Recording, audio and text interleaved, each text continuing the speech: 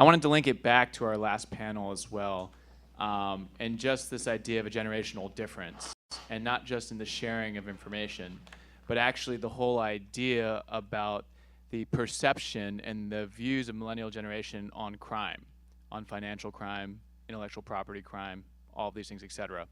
You guys have been talking about attacks, war, et cetera, and a lot of my generation doesn't see it the same way. And so when you ask my peers, like, oh, is it okay if I download this song? Sure, go ahead and do it.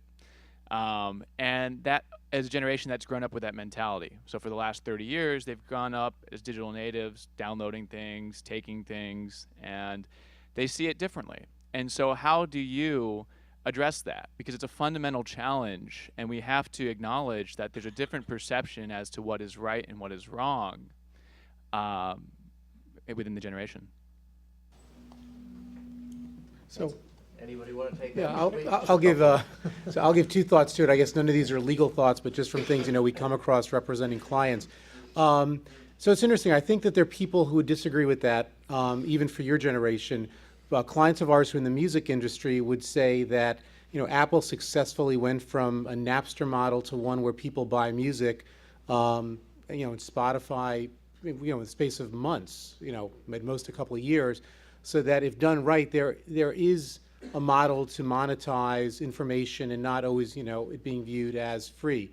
And the other interesting point, and I think it'll be a number of years till we really have hard data on this, but we have a client who does a lot of data research on issues of privacy and things like that, and they've actually found so far, and again, I think it'll take time to see who's really right, that it hasn't tracked the way people fear, that the younger generation, however you want to define that, does get to a point where as much as they'll share information about their personal lives, their kids, whatever, that when they get to the sharing of financial information and more sensitive information, it doesn't necessarily port over to that they are as sensitive as the generations before them to that information. Now, whether that'll hold true or not, or where it is at the margins, I think remains to be seen.